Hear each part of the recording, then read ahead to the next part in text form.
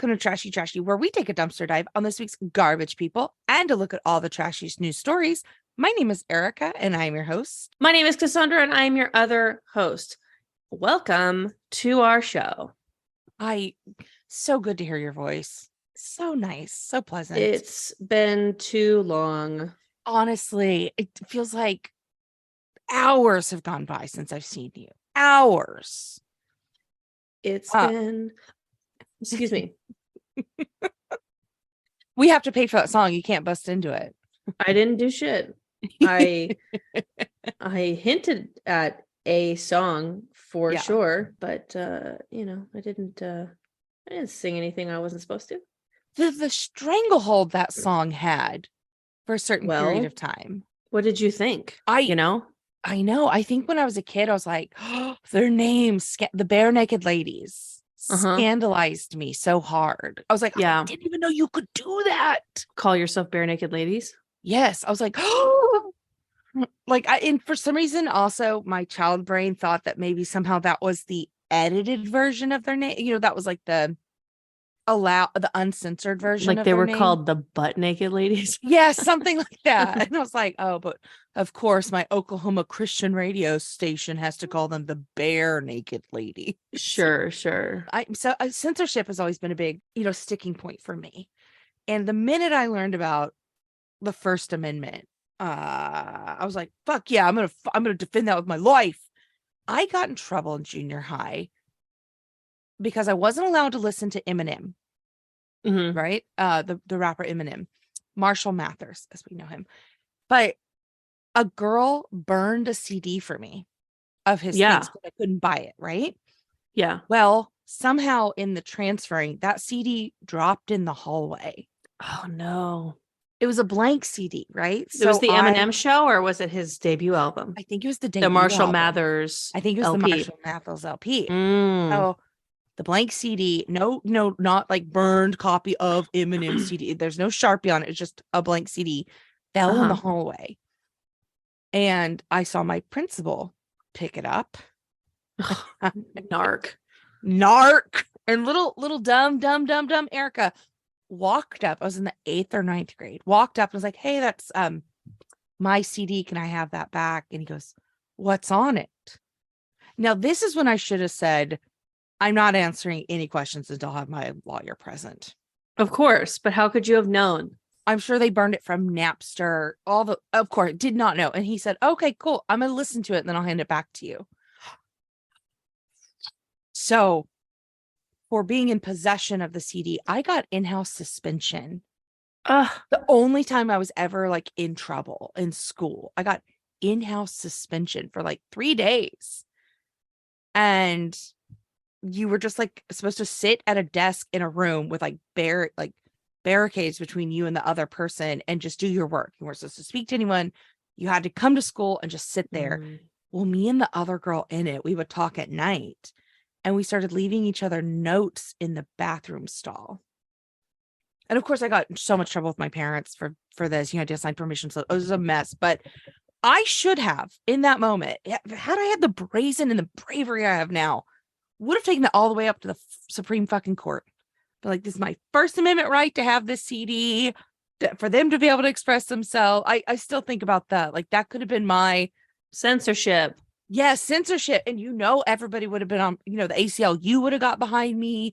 I bet Metallica would have been against me because I think they were against Napster. I can't remember. No, once they found out it was a burned copy, you would have lost them for sure. I would have lost so many of them. But I think even Eminem would have been like, free Erica. I could have had like a whole thing.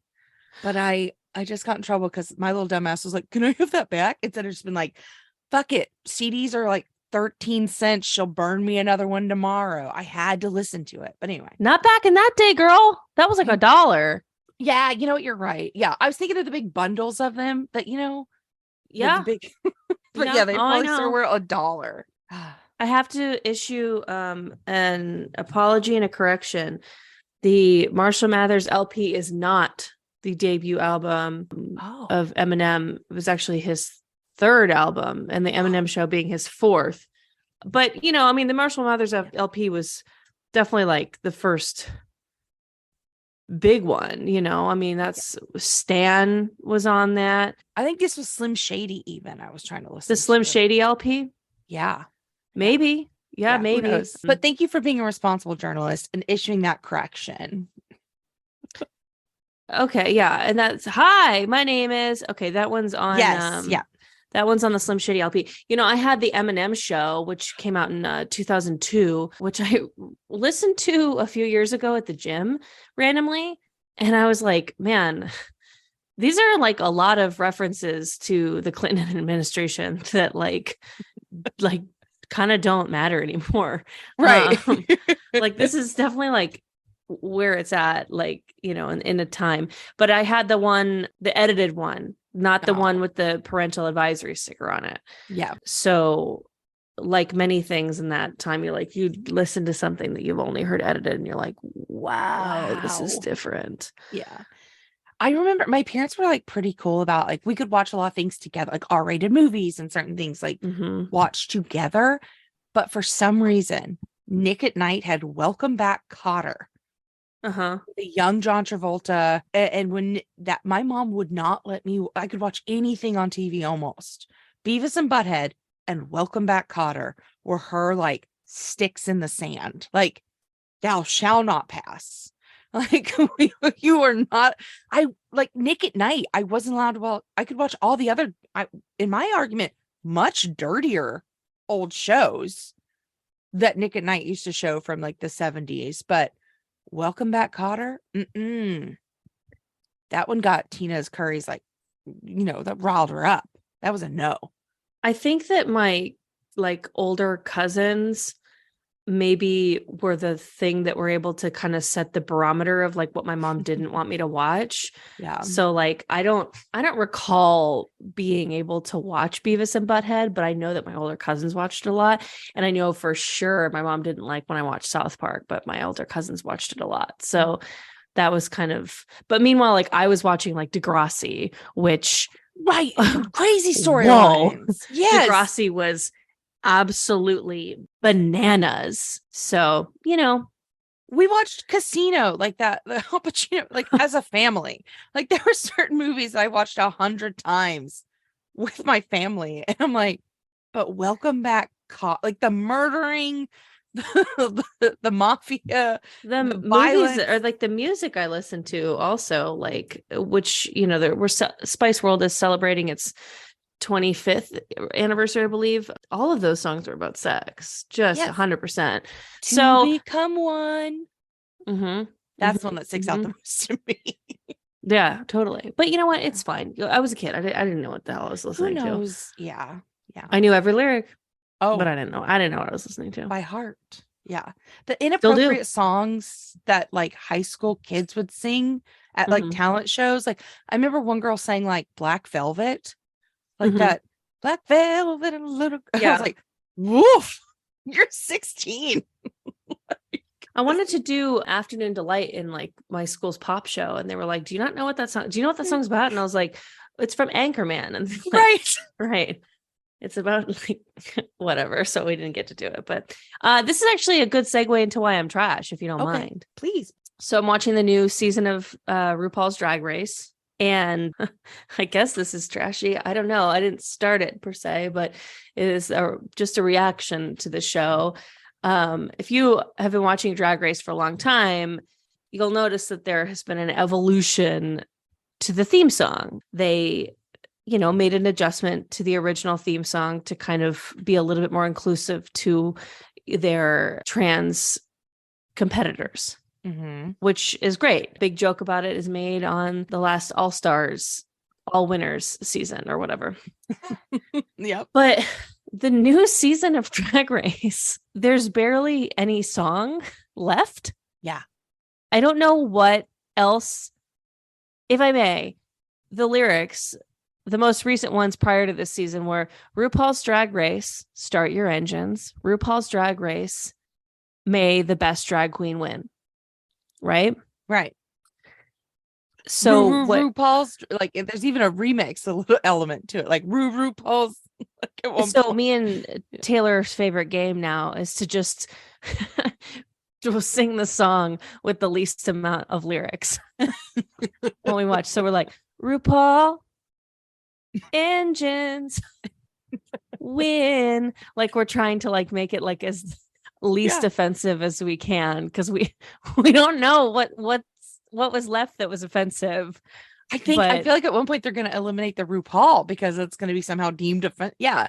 Well, I mean, he is a fracker, but like, we can't get into the politics of RuPaul. What can we do? What can we do? But we're like RuPaul's Drag Race. So obviously Drag Race must be offensive now, because it's not even like RuPaul's. And then Start Your Engines was like offending like the car community. So they had to get rid of that. Yeah. The green energy people said no gas car. Well, I mean, honestly, he's a fracker, so maybe he doesn't want to, and then he, may the best drag queen win. It's kind of like, well, that offends the ones that don't win because it's so subjective. So the song, and like you said, RuPaul is, in himself might be offensive. So I think at this point the song is just going to be like, just tones. Yeah. Leland's going to be like engineering, just like So anyways, that's why I'm trash, because I'm sure that there's a great reason for why it is. Although it also could just be because it's on MTV and they have the show on hyperdrive, like, because it's 1 hour instead of an hour and a half. I haven't been loving this season. They jumped right to the Snatch Game way too early. They're already doing they're reading each other too early, like all this stuff they're getting done too fast, and it's like, why are you doing this to these, like, to all of us? We don't know these queens yet, and they're not ready for this. And like Robin and Jax, who just lip sync for their life on Friday night, just for everyone, I won't say the winner, they've been best friends for like 6 years. Wow. Sisters. So we didn't even get to see the drama of them, the relationship evolving and then having to compete against one another. Like, it is not had no clue about that. Had literally no idea. So I'm not a huge fan of this season, TBH. Yeah, but we can blame it on MTV for sure. Why are you trash? Well, mine also has to do with drag racing, but actual drag racing. So for those of you who aren't familiar with like a Tokyo Drift or street drag racing, that happens. It's not just in the movies. That happens in LA. And I live in a neighborhood where that can happen frequently.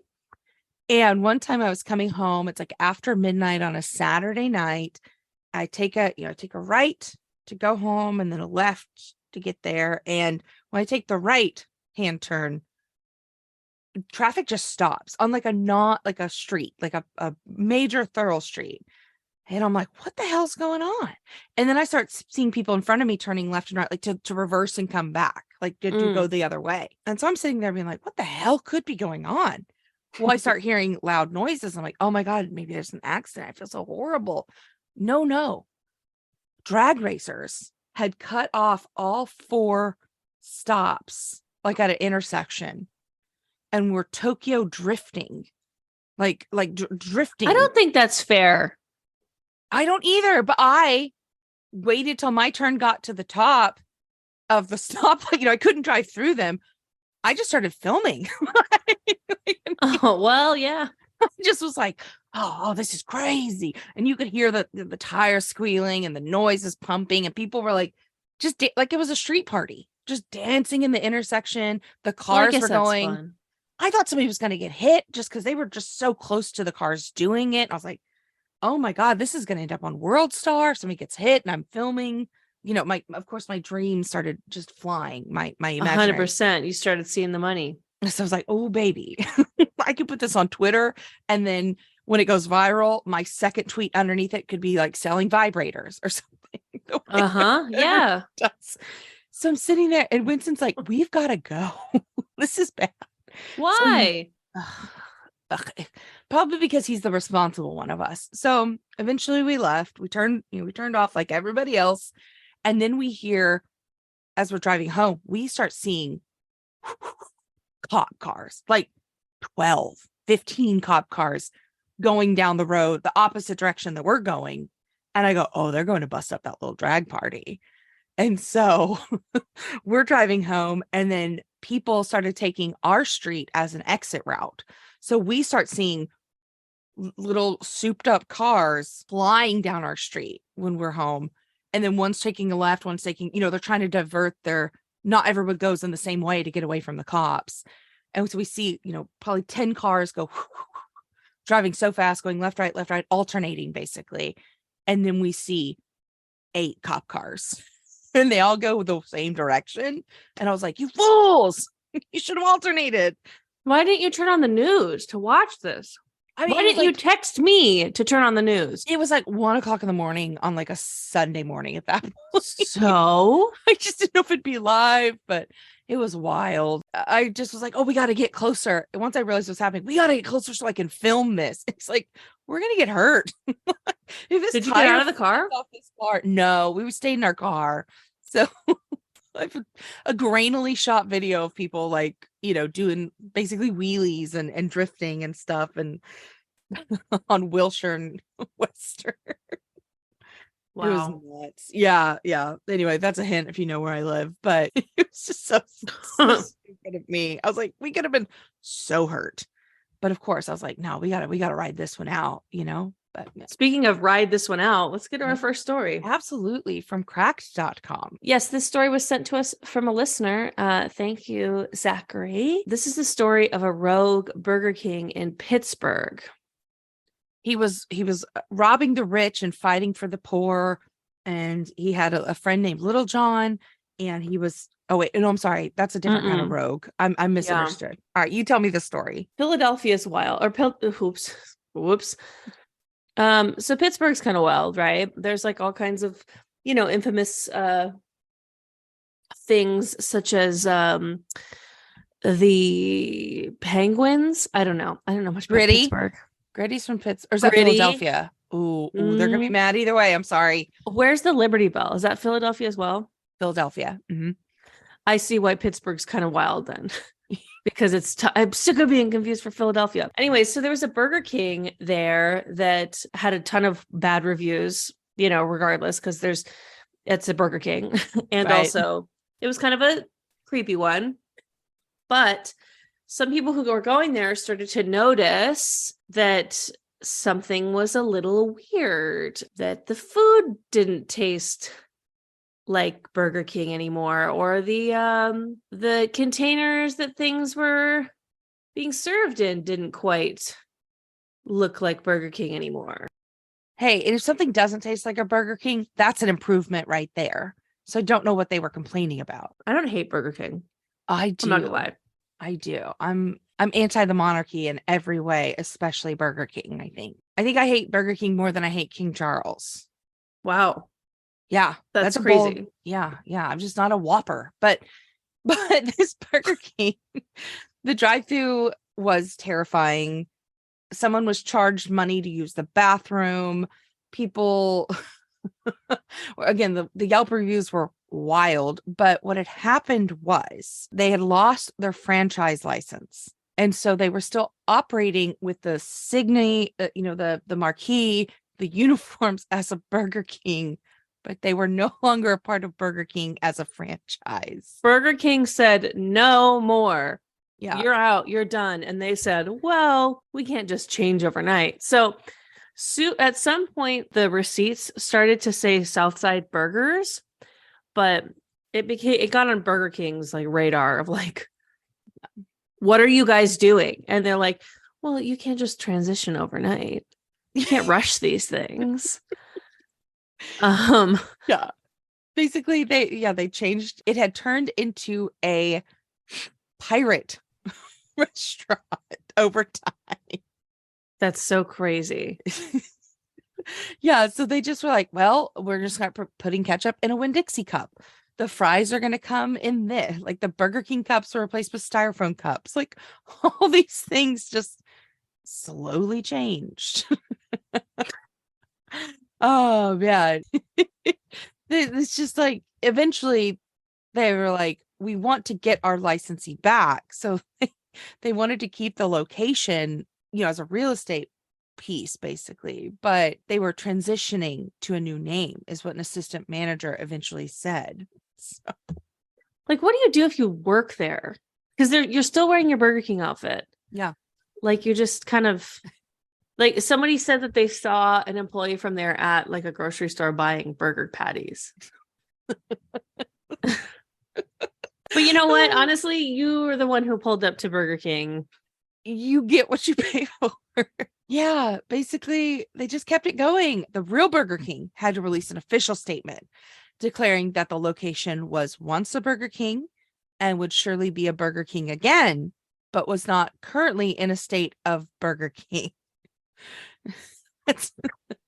What a fucking mess. They deserved it. Truly. I guess like fake restaurants are pretty common in certain parts of the world, especially Iran.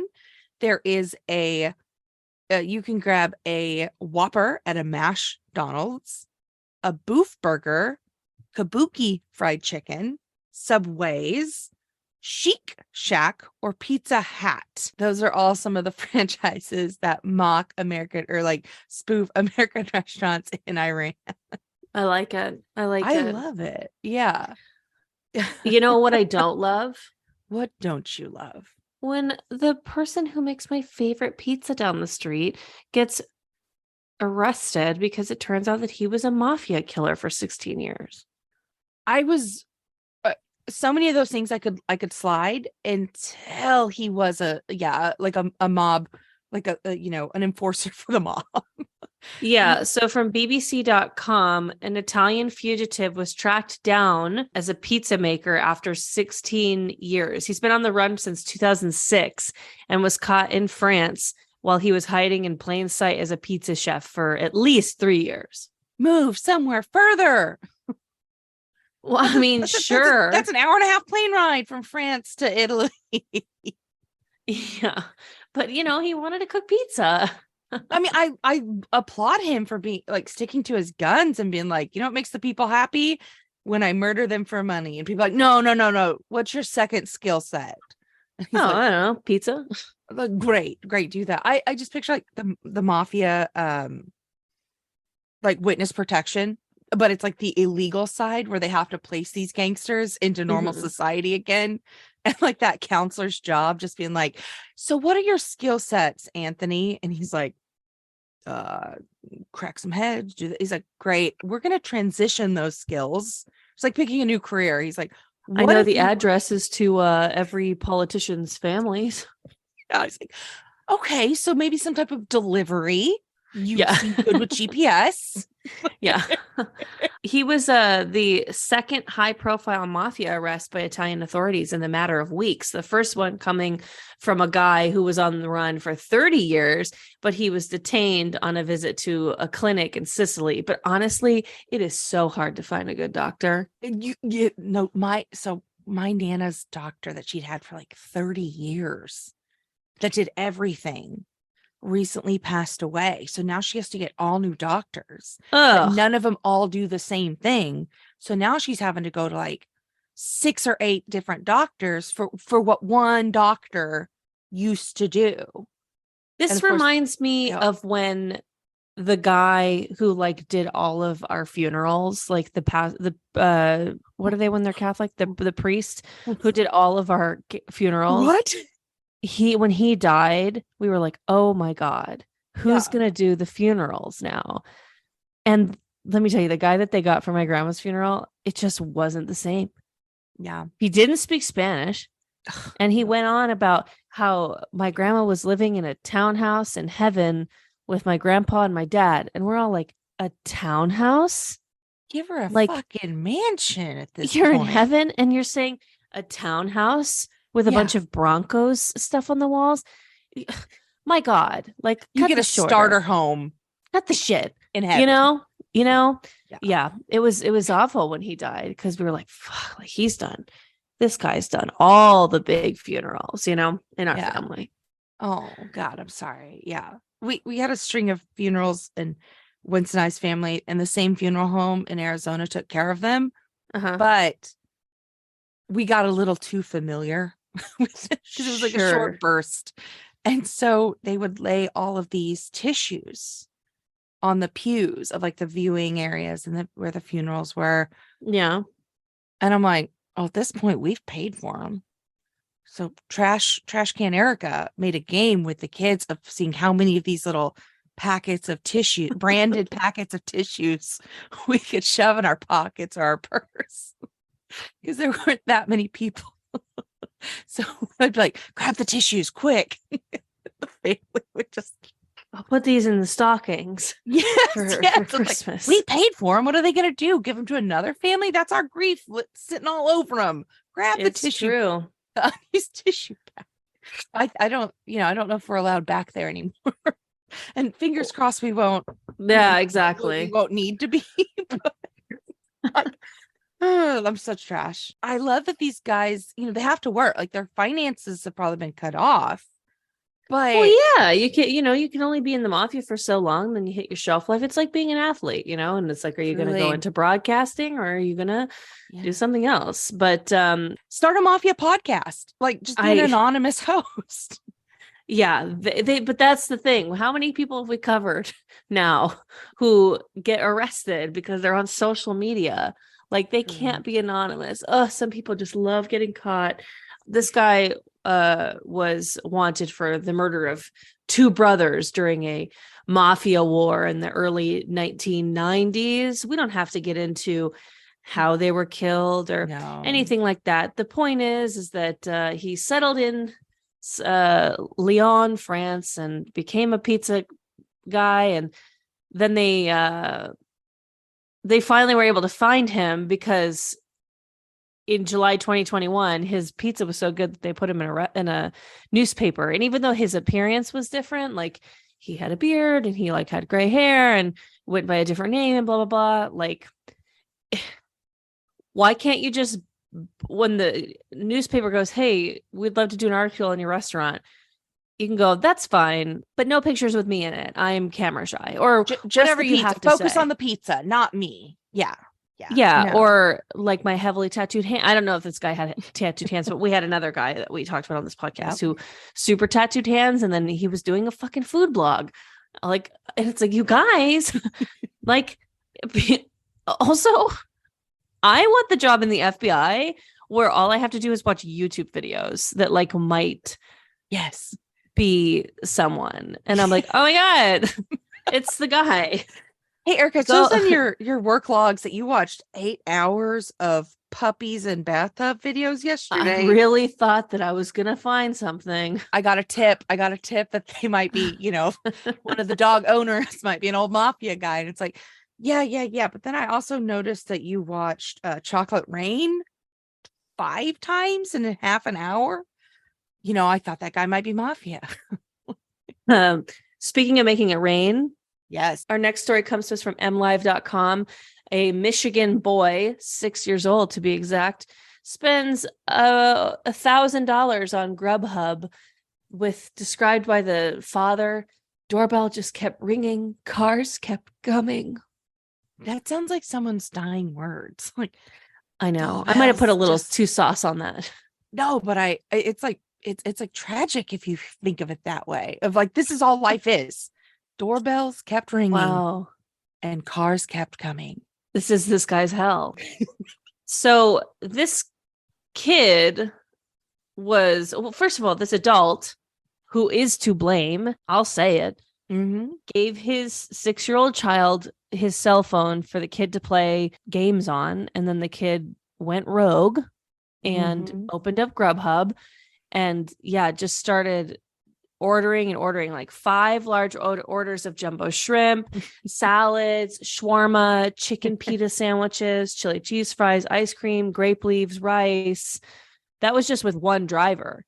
Then there was like another driver like that went from there was like from Happy's Pizza or something. Yep. I don't know.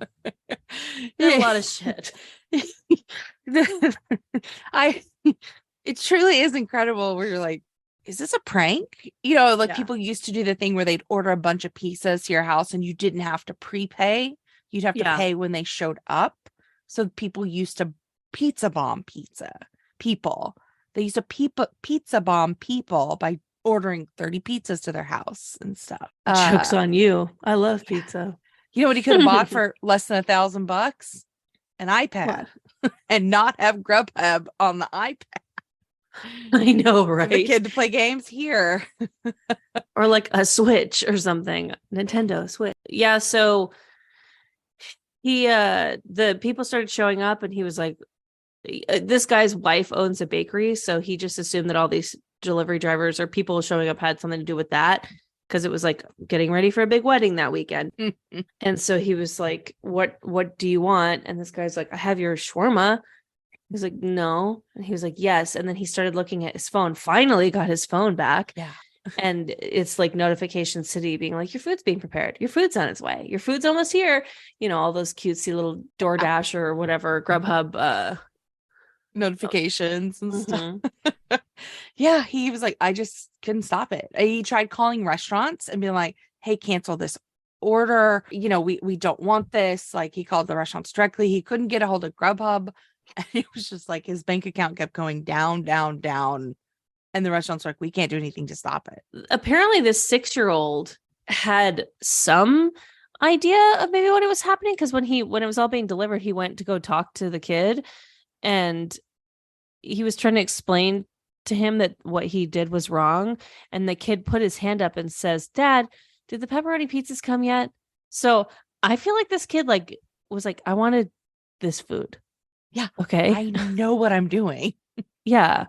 Cause he was like, oh man, like this guy seemed like he was pretty pissed, but you know, he's like, I can't discipline a 6-year-old over this. But if he was 13, I could really explain it, but he's 6. And it's like, yeah, don't give a 6-year-old your phone.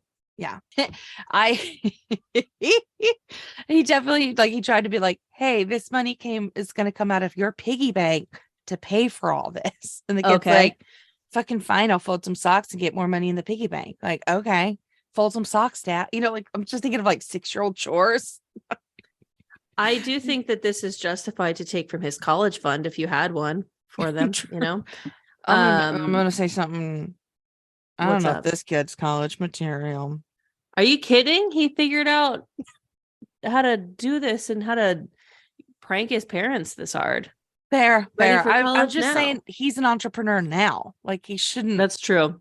Waste his money on, you know, books in 4 years. And he's like, start scamming. This could be the biggest scammer in history. He's starting at 6, you know? Call Netflix. I smell a documentary. Speaking of calling Netflix, I would watch a documentary over this guy's life. So from the mirror.co.uk, Frosty Flakes eating champ gobbles down 370 grams of sugar in a competition in under 6 minutes. He ate 33 bowls of Frosted Flakes, which then, if you look at it, contains 370 grams of sugar. I just want to make that clear so that people don't think he was just sucking sugar through a straw in 6 minutes. Yeah, which I speaking of sugar through a straw in 6 minutes, I went to a party recently. And a part of the offering was absinthe, the green liquor. They call it the green fairy. And there's a ritual to how you prepare absinthe. There's like a way that you drink it, and it's an anise flavored drink. It tastes like black licorice. It's disgusting, but it's supposed to make you feel, you know, allegedly back in the day it would make you hallucinate and all this stuff. So they had a bottle of absinthe spirit, not the pure absinthe, whatever. But so the way that you're supposed to prepare it is basically you put the liquor, water, and sugar all together. And so through that, there's these little slotted spoons that have like little holes in them. So basically you put the sugar cube over the spoon, over your glass, you pour the stuff over it, activates it, you know, it's all great. However, I did not see absinthe is green. It's green. You know it, right? So you measure the thing, then you drip the water over the sugar cube. It drips into the absinthe. That's how you prepare it. I did not see the absinthe bottle. I thought the container holding the water somehow was the absinthe, and just made myself a glass of sugar water and was like, I didn't think absinthe doesn't taste that bad, I guess. Did not pour any of the absinthe, the liquor in it. So I just You thought it was like special absinthe that wasn't green. I get because like the water container wasn't, it was like it wasn't clear, so you didn't know. If you knew anything, you'd know this was wrong. But I was like, what a badass I am having the absinthe. And my partner went, was like, can I have a sip? I want to try it. I was like, sure. And he's like, this is just sugar water. You made simple syrup, you moron. I mean, you would never say moron. But so then I had to like skip back to the absinthe table, like slink back and then pour the absinthe like a moron. And it's lime green, it's bright green. And I'm like, oh God. Pretty unmistakable. Unmistakable color. So anyway, he didn't suck sugar through a straw. I did. This man, he had 6 minutes and he ate 33 bowls of cereal, which was like twice as many as the person who came in second place. Like, this guy's a freak for cereal. And he says, I quite like cereal because I ate it so fast and it didn't get too soggy. Everyone else took a bit longer. And the longer it takes, the soggier it gets. And everyone hates soggy cereal. So really his motivation for eating that many was that he just couldn't handle a soggy bite of Frosted Flakes. I love that so much because, yeah, soggy cereal sucks. Cornflakes were invented as a part of an anti-masturbation plan. Sure didn't. They were meant to be so bland. It's like, this is the worst thing in the world. This is going to take out all of basically your like fire and your need for masturbation because you're eating bland food. So it was a group. Kellogg, the guy who founded it, John Harvey Kellogg, was a Seventh-day Adventist. And he was like, listen, we gotta eat vegetarian. We can't do alcohol, tobacco, caffeine. We got to get exercise, fresh air, and we got to stop masturbating. So what's going to make us stop masturbating? Bland food. And he thought all sex was bad for your health, like physical, emotional, spiritual well-being. So he's like, great, we're going to make the nastiest cereal alive and you won't want to masturbate. I don't totally get that correlation. I think that maybe the Kellogg's guys were on some freak shit. They're like, sex is so bad. Sex is bad for you, especially the sex I have, where I have sex with bread and sweet bread feels better. So what I'm going to do is create a non-sweet bread and then I won't want to have sex with it. And I'm going to put my views on everybody else. He was married. They slept in separate bedrooms and adopted 8 children and fostered another 34. He even worked on his anti-masturbation, anti-sex books on his honeymoon. Kellogg was wild. Why do we eat this? Oh, whatever. It doesn't matter. Yeah. I mean, because money, corporation. Who knows what he was going through? When was this? Like the 1800s? Yeah, like 1830s, 40s. You can't do anything with these people. 1870. Yeah. They were wearing like 4 pounds of clothes every time they left the house. Like, what can you do? Yeah, they were weighed down. They didn't want sex. They were so weighed down by their clothing. They're like, to take this off, it's going to take me 20 minutes. Yeah, exactly. Like, I can't breathe all day. Anyway, but yeah, so this guy eating the Frosted Flakes, which is basically Kellogg's with sugar on them. He went home and jerked off like crazy. There's nothing we can do to damage the Kellogg reputation. Would you say that? True. Yeah, absolutely. So Kellogg's couldn't possibly sue us for damaging their reputation, could they? This is just history. I wasn't putting in any opinion or conjecture. This is just opinion. Yeah. Hard to sue on history, on the facts, Well, perhaps you should have been the lawyer for the woman in our next story. That's true. From the NewYorkPost.com, man sues woman for $2.2 million because she won't date him and, quote, damaged my rep. This This man needs therapy. This man in Singapore filed 2 lawsuits against a woman who refused to date him because of the emotional trauma she caused after she said, I only want to be friends. Hey, Chris Hemsworth, Liam Hemsworth, I would like to date you. I'm saying this publicly. I see. And if either of them turn me down, we're getting some of that sweet Thor and Hunger Games money. Oh, smart.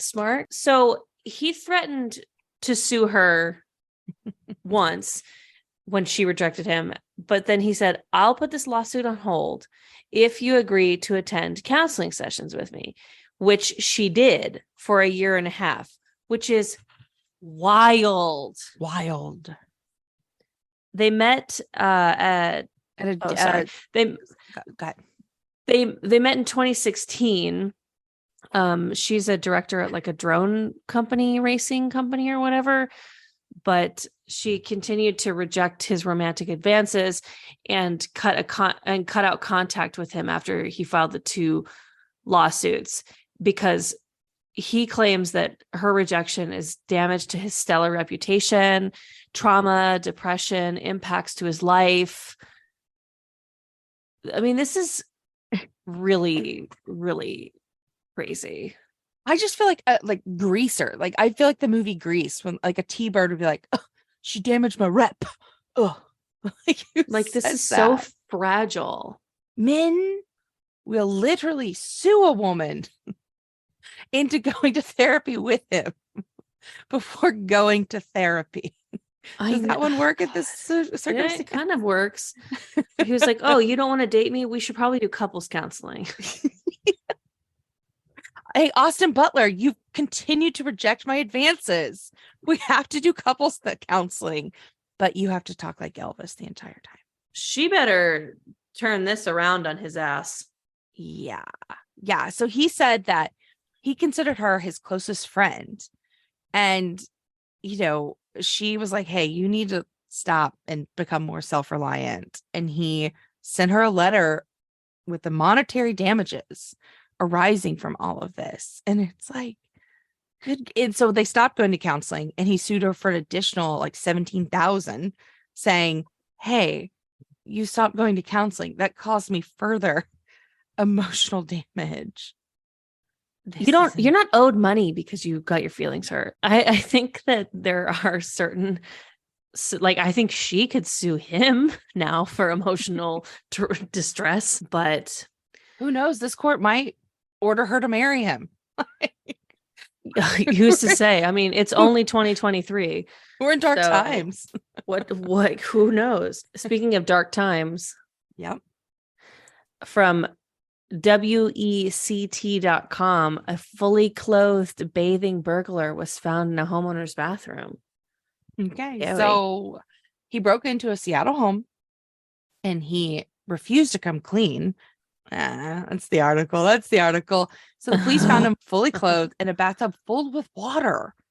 So the woman heard a loud smash of a window on Friday night, and this man was inside. So she ran outside, called the police. And so, police were like, hey, come outside. And they got no reply. So then they went inside and found him in the bathtub, fully dressed. So the man refused to explain his actions, including his choice of the bathing spot. I mean, are you bathing if you have clothes on? I bet that he must have done another crime that he needed to wash off of him. Oh. I mean, that's what I would think. Or like, not to get too dark, but like, was he gonna like kill himself or something? I don't know. Yeah. Well, I have a theory. Okay. And this is the mother of all theories. Okay. There's no other explanation in my mind. Okay. Cassandra, this man is a time traveler that was so traumatized because he just saw Bigfoot. He had to take a bath. You lost me at the end. A time traveler? Absolutely. Bigfoot? He had to get that Bigfoot smell off of him. I mean, I guess up in Seattle, like if you were going to see Bigfoot somewhere, it's in the Pacific Northwest. Is he for sure? well, there's many clans of Bigfoot. Like, but yes, like one of the places that they continue to live and breed is 100% the Pacific Northwest. So you think that he's a time traveler who had another mission, but saw Bigfoot and was like, well, I have nothing to lose. I'm a time traveler. I gotta go hide, and I gotta like get this Bigfoot smell off of me before more come and find me. Yes, because if you see Bigfoot once, they get that smell on you, then other Bigfoot know how to find you. I have a question. Yeah. Because this time traveler didn't complete their mission, is that why that Chinese spy balloon was able to hover over Montana for so long? Boom. He fucked up in Seattle, and that's the Chinese spy balloon fly to Montana. It's all connected, guys. The red rope around pictures and circles I have in this room all circle this crime. Totally. Yeah. But again, X on this crime, big red circles. I gotta call the FBI, the CIA, Interpol. I gotta call everybody. I got a time traveler. You got a time traveler on your hands. Yeah. I want prove it. I want Bigfoot to stay clean in this. So we gotta somehow get him out of this. But it's gonna be tough. I know. Bless their hearts. You know who needs to go to jail? Who? Well, let me ask you this. Yeah. Are you ready? Oh, I'm ready. Are you ready? Girl, I'm ready. It's time for the dumpster fire of the week. Oh my God. From NPR, a real life journalist's place. There's a story about animals, vandalizers, overall dickheads. Truly. Who are ruining the Japanese conveyor belt sushi industry for everyone. Don't take this from me. I have so few joys in this life, and picking a little tray off of a conveyor belt is one of my few joys. It's fun, okay? When something is fun for everyone, what is wrong with you that you have to ruin it? So here's what happened. There's these restaurants are struggling regardless, I don't think this is a COVID friendly practice. It's kind of like your local salad bar. You're like, will they ever come back from this? Will they ever bounce back from COVID? We're not sure. So the Japan's conveyor belt sushi restaurants are already struggling to regain the trust of diners. But now there is like videos of some customer viral videos where he like licks the utensils and then puts them back, or he'll lick like a teacup and put it back, or the soy sauce, just things that other people are going to grab. And he just kind of like, sorry. That's my sound for impish grin, which is how it's described by NPR. Yes, that is like smash and grab robberies where they don't grab, they just smash. Like, this is senseless to me. You are truly just being a nuisance. I don't get it. And he has been described as a nuisance, ranging all the way to a sushi terrorist, which sounds right to me. Throw him in Abu Ghraib. No, wait, what am I? What's the one that we have? What's the one in Cuba, right? Throw him in Guantanamo. Throw him in Guantanamo. I'm never an advocate for institutionalism, but this customer has got me there. Bring that lady back. Who Lindy? Those private Lindy. Ones, those ones who were making them do. Never mind. I'm not even human pyramids and then thumbs upping. Yeah. Just kidding. That was pretty gnarly. That wasn't a good look for America. We'll say it. We're not afraid to say it. Yeah. And trashy. We'll be diplomatic enough to say that wasn't good. That wasn't good. Yeah. So the conveyor belt sushi restaurants have been around since the 1950s. They've spread worldwide. There's an incredible one down the street from me and in Little Tokyo neighborhood in Los Angeles. And you they gotta give me those names, girl. I've never will. been to one, and I'm Oh my dying God, to go. we're gonna go. We're gonna go. You don't even eat fish, babe. I eat shrimp and I eat other things, but I Okay. love me a conveyor belt sushi restaurant. One of my fondest memories is you and I in Barcelona at one of those like food markets, and I'm eating the best octopus I've ever had in my life. And you don't eat fish, but you said, I love that I get to watch you enjoy one of the best meals you've ever had. And I was like, that's really nice. It's a little weird, but it's nice, you know? But it was we very went to supportive. That market for that squid. I don't think I knew that you like really didn't like eat seafood either. Otherwise, I would not have made us do that. I had a ball. I just wanted to see someone do it. I'd seen so many videos of them eating at this particular stand, and I was so happy that you were and enjoying it was yourself. good.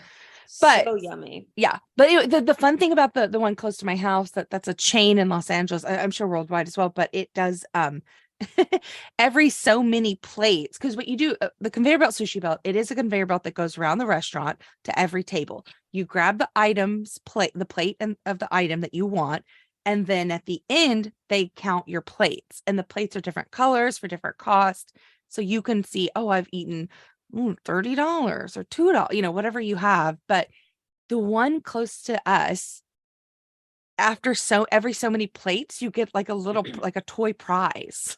Like a little ball comes out at your table that's got like a toy in it.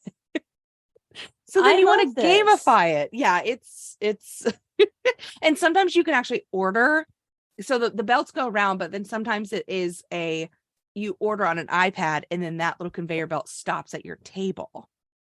Which is probably better. Yeah. Yeah.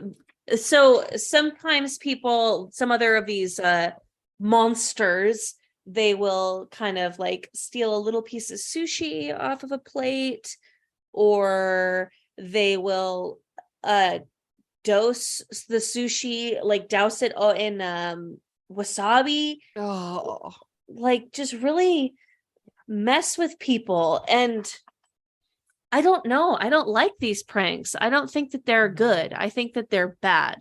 I think they're so bad. And whatever weird, go eat some cornflakes or go masturbate or whatever you need to do to get you to stop doing this to people who are just trying to live their life and enjoy something that is fun. Yeah. It's fun. It's just fun. The man was eventually caught that did this particular video causing the story. Good. And received a direct apology, although his motives for why he did it remain unclear. Because, Erica, because he was in the middle of a civil lawsuit where he was suing a woman for turning him down. Why probably. Yeah. It's all in the same Venn diagram, because someone called him a short king on a TikTok live, and he had to show dominance. I don't know. Yeah. You guys, go take a walk. Breathe some fresh air. Go smell a flower. Give your parents a hug. Watch a nice show on Netflix. The sun is out. For now. I don't know what people need to stop being monsters. But like, life is short. You have one time on this planet, and you're really going to spend it being a shit. I'm really passionate about this. Shit. Well, don't be a shit. That's what I'll say. A little shit. There's a special place in hell for people that are rude to conveyor belts. Sushi. Don't fuck with everyone else's good time just because you're having a bad time. Go home. Yeah. That's the thing. Yeah. Or go to Pinkberry. Pinkberry's awesome. Go get some frozen yogurt and see if that cheers you up. So if you think you're going to lick sushi, go to a Pinkberry first. I would say. Solid advice. Yeah. It makes me feel better. Pinkberry and like a walk. Or if it's raining outside, Pinkberry and like find a like nice window seat and cuddle up in a blanket and like be moody. Have your Hillary Duff moment with your Pinkberry. And then maybe take a bath, How you lovely. know, Turn on Sesame watch Street. Friends. Oh, if Sesame Street, sure. Or Friends or anything. Sesame Street might be better. They might learn something. Friends is a little dated. I'm not going to lie. Yeah. Just cheer up. Just cheer the fuck up and leave other people alone. What are you hoarding? Okay. So I'm hoarding a little documentary I watched recently, and it's just goofy and a weird, cute little story of someone that was just like, hey, I'm miserable and I'm gonna get happy and I'm gonna make myself happy. And Hello. other people's being happiness depended on this in certain ways. But it's called Pez Outlaw. Remember the candies that dispense? Yes. It's like you pull them open and the little candy springs from this dispenser's mouth. Well, the heads of those would be, Batman, a smiley face, Snoopy. Droopy, like a character. Well, this guy just kind of, down and out, kind of aw shucks farmer hillbilly type guy started collecting cereal box prizes and cereal boxes and things. And then he started going to conventions and hearing about how these were, what different worths they were and selling them and categorizing them. And then he discovered in this convention cycle in this convention circle, the Pez community. And there are collectors. Some people have like 80,000 Pez dispensers and display them and, they're collector's items. So he's like, all right, I'll get in this game. But he hears about the Pez factory in Europe. Mm-hmm. This is like in the 80s, 80s, 90s. There's no internet. There's no, let me Google something. There's no translator like app. an almanac. Probably so. So he travels to Europe and starts making friends and business deals with these like European Pez distributors, like, maker and distributors, and then bringing them back to the US. But you can't import someone else's property like that. But there's a loophole. It's just a fun ride. It's a fun little ride to watch him. And there's, he has a rival. He has someone that's trying to take him down. And he just has that like plucky, happy go lucky spirit where things just work out for him in a way, even if he's got 2 nickels and that's it to rub together. He's like, well, at least I got these 2 nickels. He just is one of those people. It's a really interesting story, and also makes you question, are you a reliable narrator of your own story? In a way, it's really charming. But yeah, it's like 1 hour. I'm glad it's not some 6-part thing. I know, it's so unlike Netflix. I know, it's just a cute little 1 hour 1 hour 10 documentary called The Pez Outlaw. If you just have like a Saturday morning, you're trying to figure out what to do before brunch, throw it on. It's a charmer. What are you hoarding? Also on Netflix, I am hoarding the Korean strong person game show. I don't know what this is, but I'm hoarding real life Squid Games. Yes, it's called Physical 100. And look, it's described by some people as Squid Game meets Gladiators, but everyone is Korean. It's dubbed. You could probably watch it with subtitles in the Korean, but I wouldn't, because it's like 100 people talking at once. So, just trust the dub for that. They took like everyone who was like buff in Korea, like athletes, influencers, military people, cops, firefighters, models, dancers, like anybody who was known for their crazy physique. Was MMA fighters were offered this opportunity to compete, and they do like physical challenges, like who can hang from a bar for the longest, or who can build this bridge to cross. So I don't know, whatever. It's crazy. And it's reality, and I should have problems with it in like the structure of it all, because I do like it moves slow. Like they Mhm. spend so much time, like you spend time like really getting to know like a lot of the people there, and you're like, it in America would never spend this much time on this. And so you would think that your brain would be like, hurry up. But for some reason, I am just smitten kitten every minute of it, just loving it, just Yeah. loving it. It's so it's you got me into it. I'm watching it now. The thing I love the most is, again, like you said, they do spend time to get to introduce everyone. Everyone gets like that moment.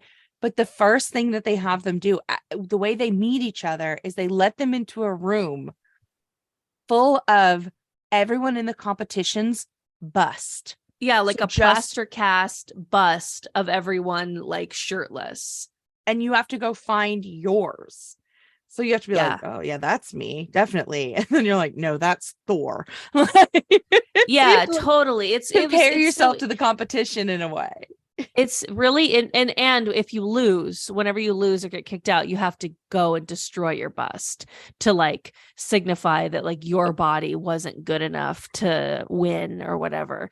They eliminate the first like half people within the first like 2-ish episodes, because they have people go head to head or whatever. But it's kind of cool to see too, like there's someone who's on who's a gymnast, so Mhm. they're like very strong, but they're very small.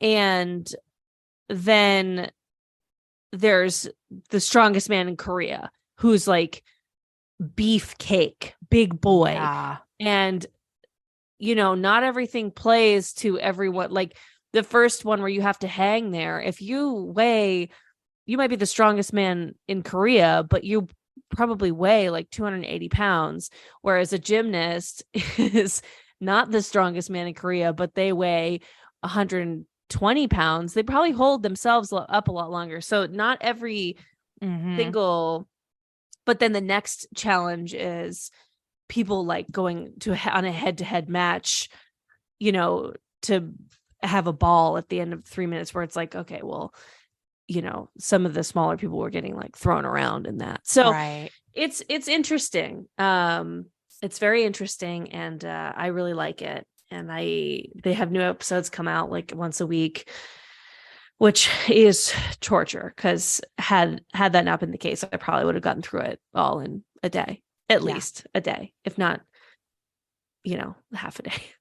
I do like, so on like Survivor, when they have to do physical challenges, a lot of times if there is something weight or they can sometimes, in some of the challenges that require them, factor in your height and weight so that everyone is more equal. So let's say there's someone that weighs 180 pounds and they have to lift something.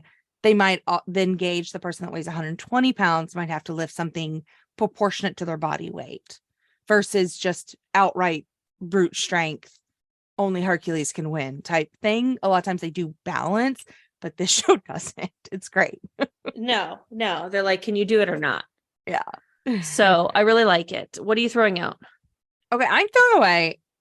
Listen, if you are in an urgent care, a hospital, if you are getting medical care in a semi-urgent manner, something is an emergency in some way, and your job is to fix that problem medically, I don't need you to explain to me that this TV has Netflix and then try to get the Netflix on for 15 minutes while I'm gushing blood.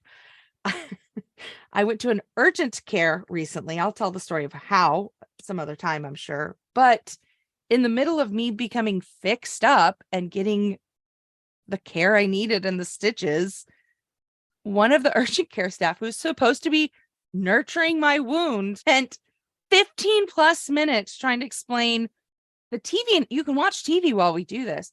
I'm fine, thank you, I say. No, here, I'll turn it on. Has to find the remote, which takes like minutes trying to find it in a cabinet. Turns on the TV. Netflix isn't playing. So then she's like, oh, we have to hit select, or you have to hit menu control. Hold on. And spent like 15 minutes puttering, trying to get Netflix to show. The whole time I say, I'm actually quite okay. I don't need to watch Netflix. I can look at my phone. I'm going to talk to someone. Stop. Put the goddamn remote down and fix my wound, please. But they have a needle and knives next to your body and are in charge of fixing you. You can't be, frank with them. Yeah. I've had other scenarios like that in medical situations where someone wants to do something that diverts us from the matter at hand. And I'm like, no, I don't care. Stop. Please fix me. It sounds like she needed Netflix in the background more than you did. Probably, but I was like, I'm the one bleeding. Can you fix me, please? Like, I'm fine. I no don't Netflix. care. Yeah, anyway, what are you throwing away? This is a me thing, and I'm throwing this away about myself. We've having to be like order a lot of stuff for the wedding, and then on top of that, like I want to order, like I've ordered new makeup, or we both needed new walking shoes for the honeymoon, whatever. But it's kind of like giving like pandemic amounts of boxes, which I don't like. Mm-hmm. And so I'm getting back into sort of my old weird pandemic like attitude about it, of like, I want it, the thing when I order it, but then I don't care about it by the time it shows up. And so then I don't open the box for like days. Oh no. And I need to stop doing that. Yeah. Yeah.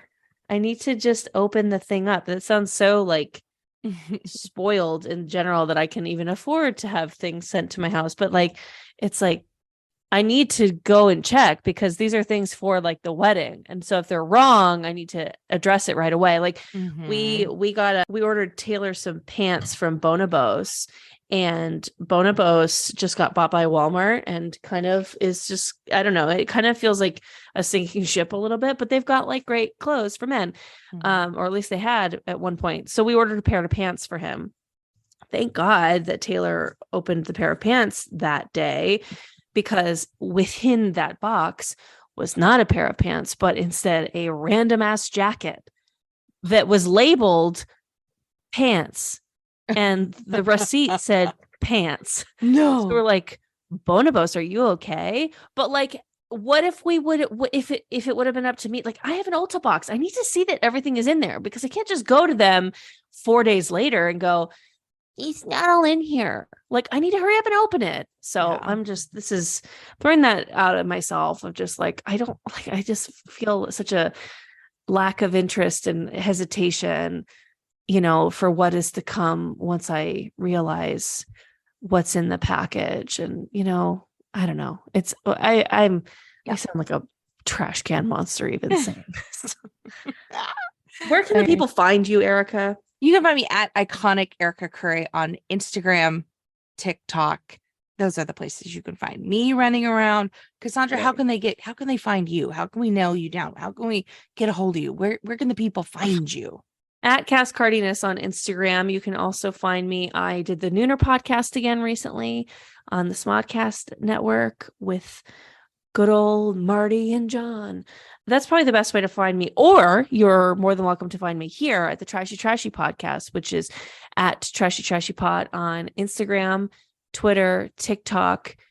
And we have a website, trashytrashypodcast.com. We also have trashytrashypodcast@gmail.com. Both of those places, you're able to tell us what you like about the podcast. You're able to tell us why you're trash. You're able to send us stories. We love those things. You can also leave us a 5-star review on whatever platform you're listening to right now. Are you on Spotify? Can you review us there? I don't know. Try it. Do it. Oh, I think we have a question on Spotify too of like, did you enjoy this podcast? Answer that shit. It helps us. You know? We'll take notes. Well, within reason. We'll take them. We don't know if we'll act on them, but we'll take them. You're welcome to send them.